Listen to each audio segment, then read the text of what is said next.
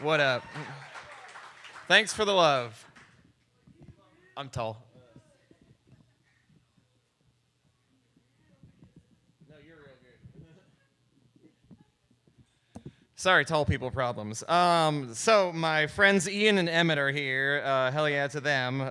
They haven't heard me read a lot. And my buddy Ian picked out the poem for me to read because I didn't know what I wanted to read because I have been having writer's block. Sort of. I have like 6 unfinished poems right now. It's fucking with me. It's fucking with my program, y'all. Anyway, untitled shit. And before I start, I should also say, because I have the chance to, Tooey, thank you for being such a positive voice in the crowd and for writing so much cool shit. And, clap for Tooey really quick, yay.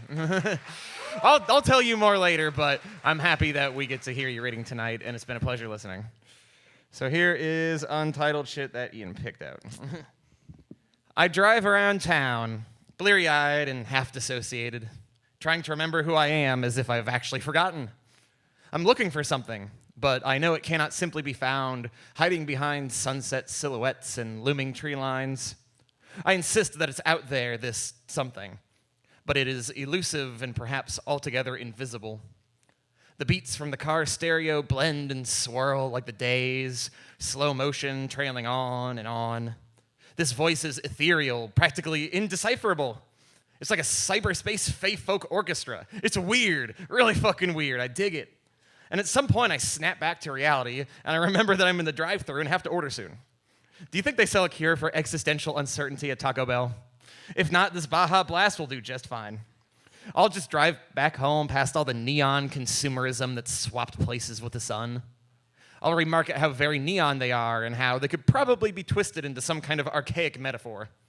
I'll give up and look for the moon, even though I know she's almost in a new phase and thus altogether invisible. Much like that sweet, mysterious something that I can feel out there in the void, waiting to be found. I've been trying to write the rest of this poem for a while. Months, honestly. But I'm not sure how.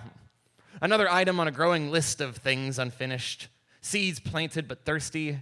Brain fog like fog of war, like little moments in horror films, suspended in silence, like I'd need a lighthouse to cut through it. And like all fog, it doesn't obscure everything, just enough to make the way forward unclear.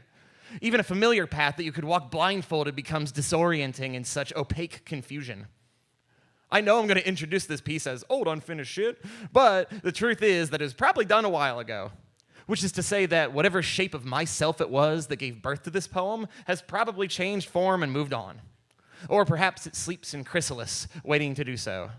The poet in metamorphosis, the poet in transit, the poet patiently dreaming, and as I sit here wondering, how do I finish this one? What's the big ending going to be? I remember that you can't force an ending, because nothing beautiful ever came from force anyways. Thank you.